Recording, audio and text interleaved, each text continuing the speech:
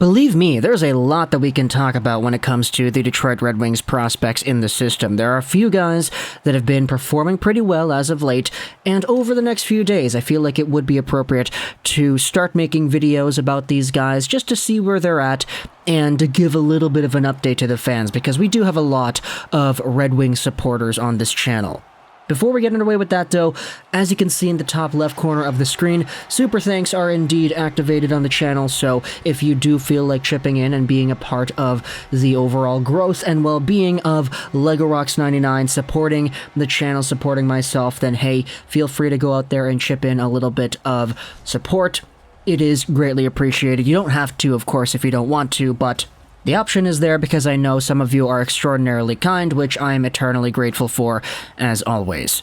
But either way, we're going over to the WHL, and we're talking about the Edmonton Oil Kings, a team that honestly is one of the best teams, if not the best team in the CHL, so yeah, they're a pretty heavily favored team to go out there and win this entire gosh darn thing.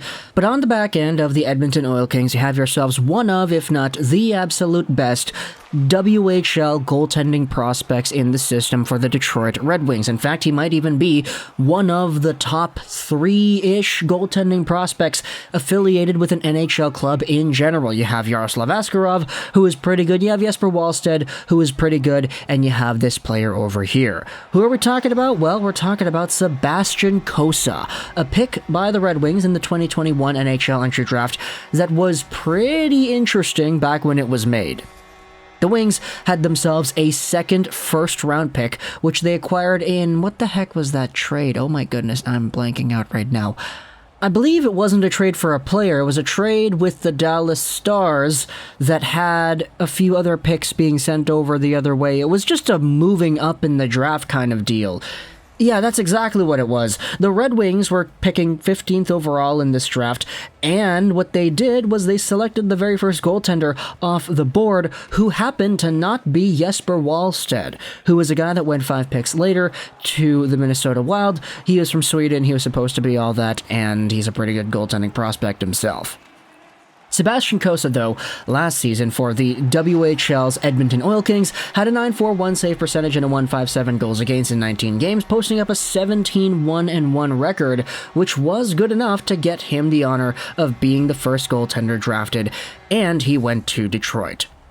The reason we're talking about Cossa today is because those same Oil Kings are now in the WHL playoffs. As we said, the Oil Kings are a really good team, and they're super stacked, so this team is going to go far. You got some fantastic depth up front, you got some good D, but when it comes to the goaltending, of course you need your goaltending to be on the same level as the rest of your assets, and Sebastian Cossa so far this postseason has shown off pretty well in that respect. I will say he hasn't really had the best statistical regular season. He had 46 games played this year, so an extended role for sure. A .228 goals against average and a .913 save percentage, but he had a 33-9-3 record. So even though he had a whole bunch of games won, his overall statistical profile was the worst that he has had so far in the WHL, because the previous 2 years he has had in this league, he had a .921 save percentage in 2020 and a .941 save percentage in 2021. It is really interesting to me to see how he took a step back in terms of the overall numbers this season. However, of course, that's not really something that I think is too big of a deal when you take a look at the increased workload. He had played more games this season than he has played in any other WHL year, so it's not really like he is going out there and completely crapping the bed. And besides, he was still top 4 in the entire league in terms of save percentage with his .913, and in terms of goals against average, he was 3rd. So even though the numbers were a lot better in the past, it becomes a lot easier to accept that when you realize that the numbers for a lot of the other goaltenders in the past were better too. This season, though, in the WHL playoffs, the Oil Kings have gotten off to a pretty hot start. They swept the Lethbridge Hurricanes, so that was a 4-0 series win, and they currently have a 2-0 series lead over the Red Deer Rebels. You can see the game logs and you can see the score, it's all good, but at the end of the day, what really matters here in the context of this video is the goaltending. And in the 6-game sample Sebastian Cossa has had so far, the guy has 1 goal against. not in total. His goals against average rating is at 1, so he has allowed a total of 6 goals against in 6 games, so a 1 goals against average, and he's got a .957 save percentage with 3 shutouts, and he's got a 6-0-0 record. Now, the numbers get even crazier when you look at just how the isolated games have been shutouts the past few games. Hey, Detroit Red Wings fans, Craig Button said, the Oil King Sebastian Cossa has back-to-back shutouts in the second round. 3 shutouts in 6 games played, yada yada yada, it's the same stuff that we just kind of went over. But Cossa has been getting his name put into the spotlight because of this WHL playoff run. And even the WHL themselves, they've gone out there and posted this little tweet after posting a 6-1-0-0 record that was really difficult to actually say.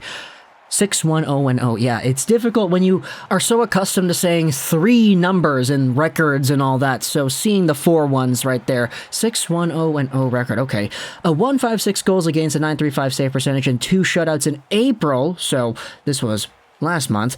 Detroit Red Wings prospect and Edmonton Oil Kings netminder Sebastian Cossa has been named WHL Goaltender of the Month. So his record towards the end of April was a lot better than it was during the earlier parts of the year. His overall statistical profile, as we said, a .913 save percentage in 46 games. Definitely not in the same caliber of what a lot of people thought he would be able to do. Of course, amongst the rest of the league, being one of the top guys, it's still good to see, but he had a .941 last year. So the diversity between the overall profiles are huge. You then have yourselves this playoff run where he's gone absolutely ballistic. As we have known, the Oil Kings are a pretty good team. They made a lot of trades to acquire some big names at the trade deadline. Is that the right way to say it? Is there a trade deadline in the WHL? But either way, they made some trades. They acquired some good players. They've got a lot of guys suiting up for their team, and this team is so strong that they probably could be competing for the Memorial Cup as well.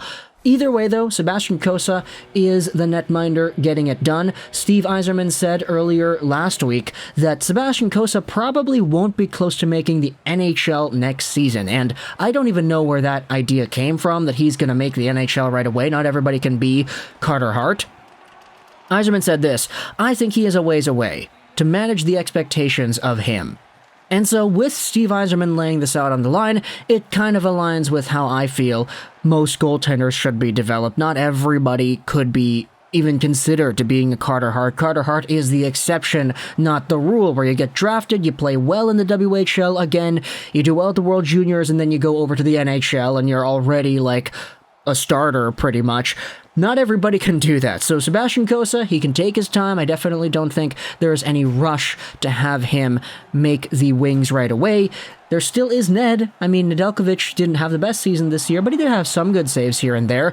And he did say during the season-ending press conference that, yeah, it's not going to happen again. This kind of season where he's going out there and not really being the best version of himself. The Carolina Hurricanes had a lot of trust in Ned, and he was pretty good in the postseason, if I recall correctly, last season. So there still is some potential for him to grow. And then, of course, for the backups, you still have some other players in the system that could step in. If you really wanted to, you could sign somebody else in free agency. But either way, the Red Wings and their goaltending situation, I do think it's pretty solidified for the long term. I do think Sebastian Cossa is a guy that has some good starting potential because of how technically sound he is, because of his overall athletic abilities. It's why he was taken as the very first goaltender in the 2021 NHL Entry Draft, above a Jesper Wallstedt that people have been talking about as a franchise-defining goaltender for the past, 3 or 4 years.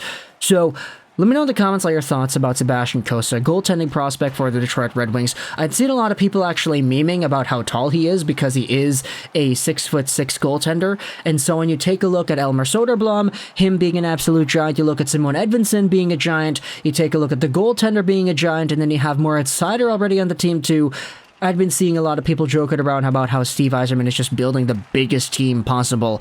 And I honestly have no problems with that when you consider just the way the NHL has been trending and how these guys are not just big, but they're big with skill. They're big with fluidity and really good mobility in their games. Obviously, Sebastian Cossa doesn't really have that because he's not a player, he's a goaltender, but still, the point remains, Steve Yzerman has gone out there, assembled this team the way that he wants to, and if Cossa could be the long-term starter in the future, then I think, hey, this is going to be a pretty good one to be keeping your eyes on over the next few years. So, talk to me in the comments all your thoughts about Sebastian Cossa, the way he has developed, and the way he has played in the playoffs so far. I hope you you enjoyed this video, and bye.